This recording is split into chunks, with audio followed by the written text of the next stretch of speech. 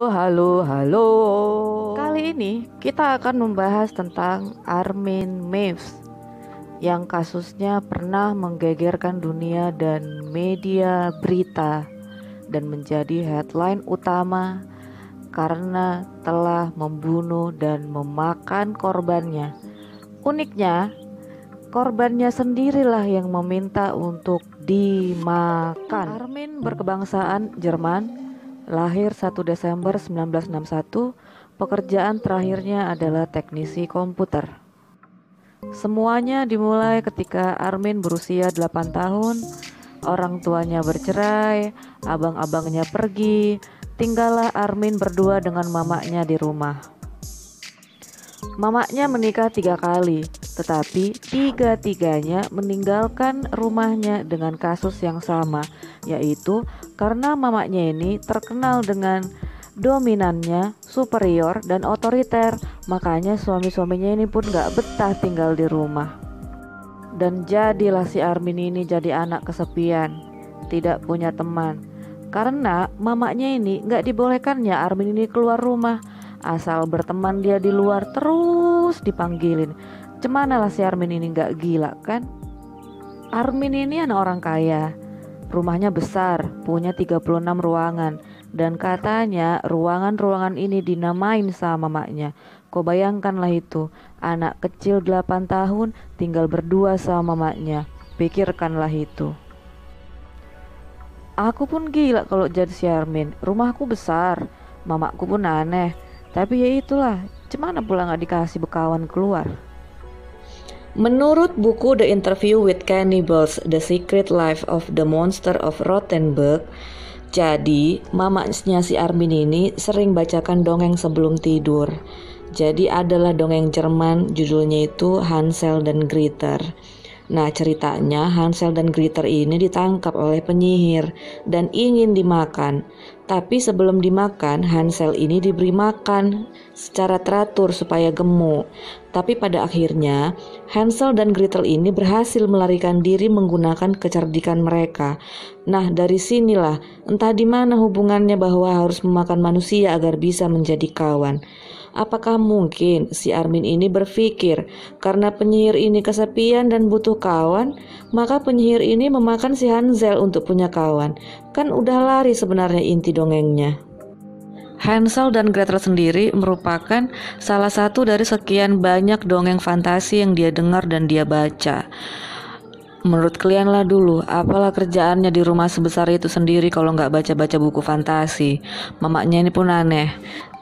Menurut tetangga, jarangnya keluar rumah mamanya ini. Sekali keluar rumah, langsung aneh. Apalah kerjaan mamanya ini di rumah sendiri, cobalah dulu. Keinginannya untuk memakan manusia timbul pertama kali pada waktu berumur 10 atau 12 tahun.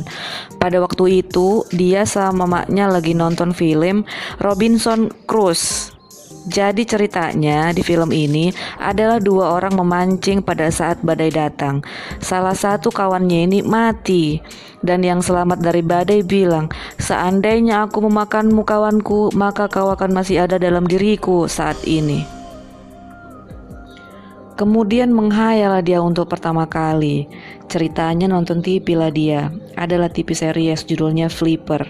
Salah satu pemainnya namanya Sandy. Pengen dimakannya si Sandy ini, pengen dijadikannya brother barunya. Tapi sekali lagi kan gak mungkin. Frustasi lah dia. Si Armin ini bilang, aku tuh butuh yang nyata, yang dijadikan temen, yang dijadikan bagian dari diriku. Kan gila. Ceritanya si Armin ini punya kawan namanya Frank. Frank ini kawan imajinasinya. Cuman lah pula nggak muncul si Frank ini. Namanya si Armin ini sendiri di rumah. Siapa kawannya ngobrol?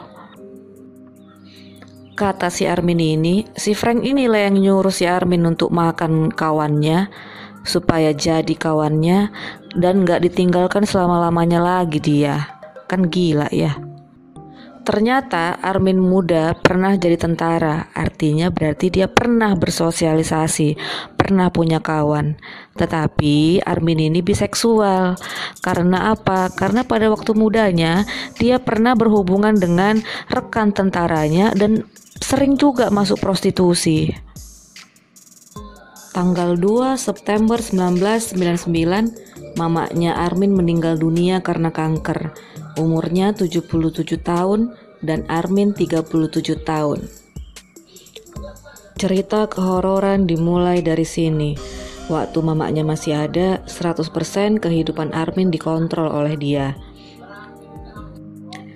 Akhirnya kebebasan mutlak pun menjadi milik si Armin. Karena si Armin ini pun tak pintar berkawan, tak pintar bersosialisasi, semualah sisa waktunya dihabiskannya di depan komputernya itu. Sedikit demi sedikit, fantasi terbesarnya yang udah dicita-citakannya dari kecil untuk makan orang, diwujudkannya menjadi kenyataan. Pernahlah dia membuat potongan daging babi menjadi bentuk alat kelamin pria dan kemudian dimakan. Diakui oleh Armin ada keinginan besar untuk memakan seseorang.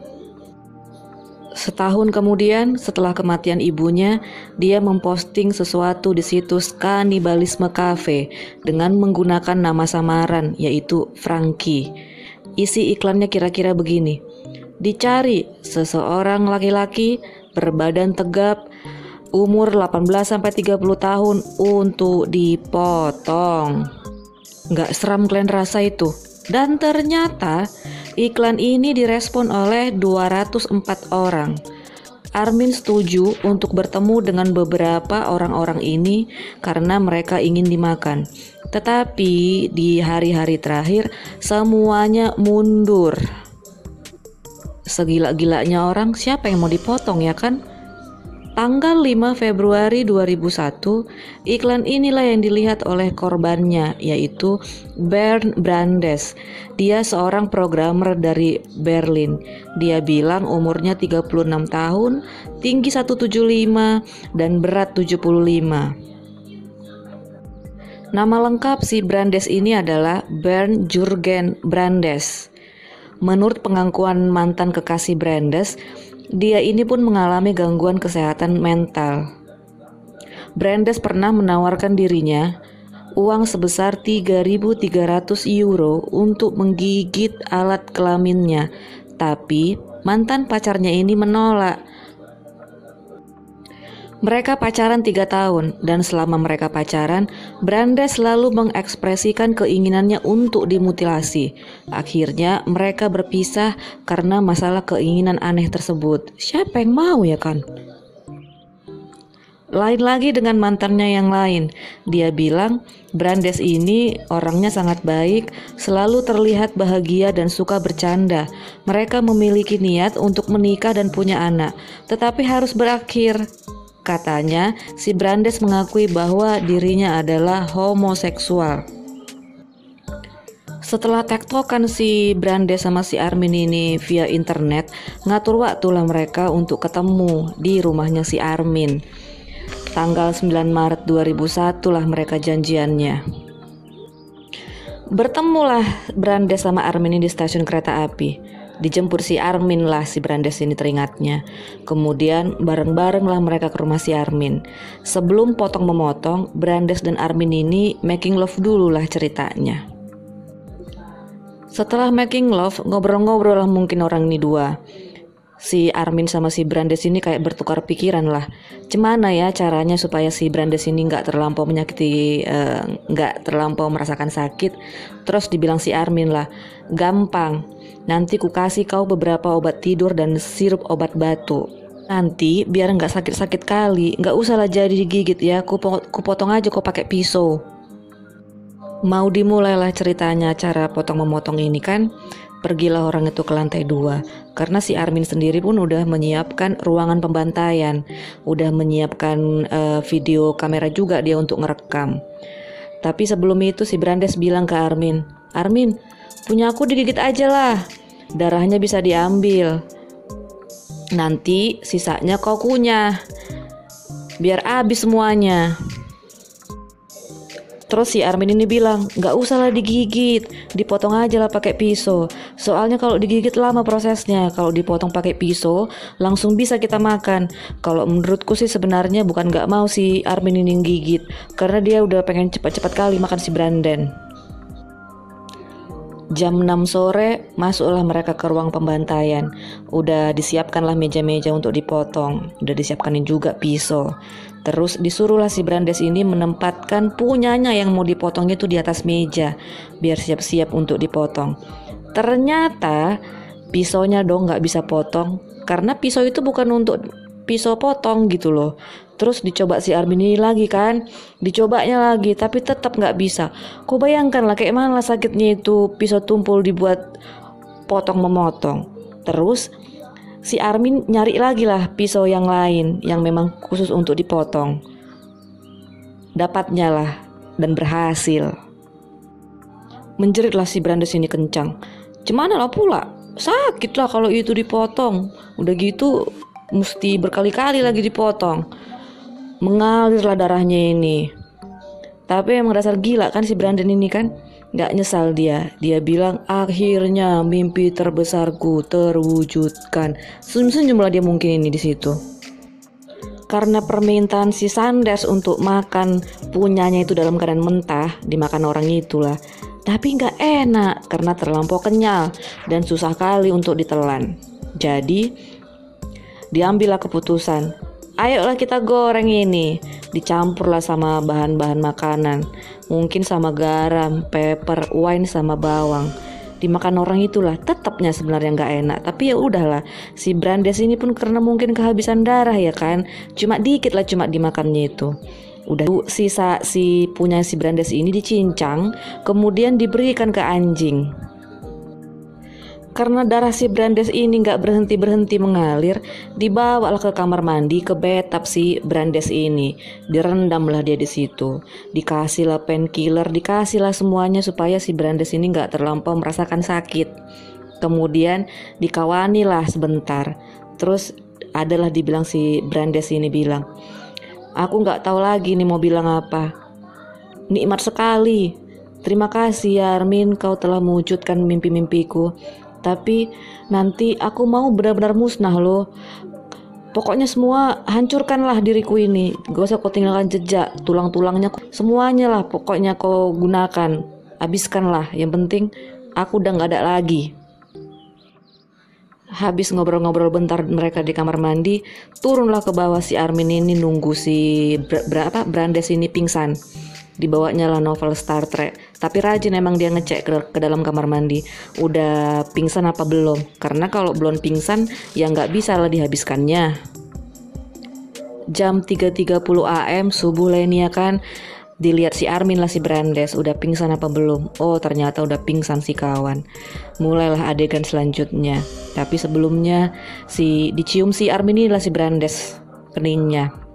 Terus dia bilang lah, sudah waktunya untuk kita berpisah ya, katanya gitu. Terus dicarinya lah pisau yang dia gunakan tadi sebelumnya. Ditusuknya lah tenggorokan si Brandes ini beberapa kali, sampai koit lah ceritanya. Udahlah itu, udah selesai lah itu kan. Berdoalah si Armin ini. Oh ternyata masih ingat Tuhan dia. Terus memohon pengampunan dia untuk yang udah dia lakukan. Entahlah diampuni apa enggak ini. Ya udahlah, pokoknya matilah si Brandes ini. Dibawalah mayat si Brandes tadi ke ruang pembantaian ya kan. Kemudian eksekusi potong memotong pun dimulai. Pertama dikeluarkannya dulu isi perutnya, dipotong tangannya, dipotong kakinya. Kemudian dipilihlah yang terbaik untuk dimasak. Sisanya ada 20 kg dimasukkannya ke freezer. Inilah yang dimakannya setahap demi setahap 10 bulan kemudian. Kau bayangkanlah itu. Sebelum dimakannya yang dimasaknya itu berdoalah dia. Grace, thank you for the world so sweet. Thank you for the food we eat. Thank you for the bird that sing. Thank you God for everything. Berdoa dia loh. Desember 2002 terjadilah peristiwa yang tidak bisa dihindarkan. Adalah seorang pelajar ceritanya. Dilihatnya lah iklan si Armin ini di website. Terus dilaporkannya lah ke polisi. Disitulah mulainya polisi mencium gelagatnya si Armin ini. dibongkarlah, datanglah mungkin polisi ini ke rumah ini, dibongkarlah semua, dilihat-lihatlah mungkin rumah si Armin ini, dilihat-lihatlah semua sisa-sisa pembantaian, ditemukanlah mungkin video-video tape yang udah direkamnya itu. Kagetlah mungkin semua orang ini ya kan,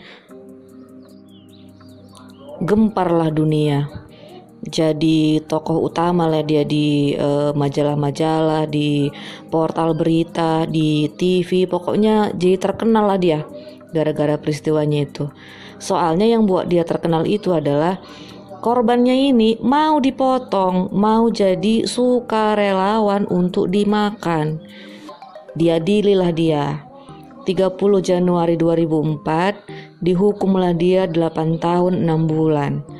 Udah gitu, Mei 2006 ngajuin banding lah penuntut ini mungkin. Terus gara-gara ini dihukumlah dia seumur hidup. Isu yang terakhir didengar, si Armin ini menjadi vegetarian. Tahu kalian vegetarian kan? Nggak makan daging. Itulah pokoknya. Terus ada fakta menarik. Jadi videonya ini yang durasinya 4 jam itu katanya itu nggak bisa dikasih ke publik karena terlampau seram dan sadis caranya. Jurnalis aja yang nonton muntah-muntah, membutuhkan terapi setelah melihat bukti-bukti itu. Kau bayangkanlah itu. Ya udahlah ya, begitulah cerita tentang si Armin Meiwes ini. Sampai jumpa lagi.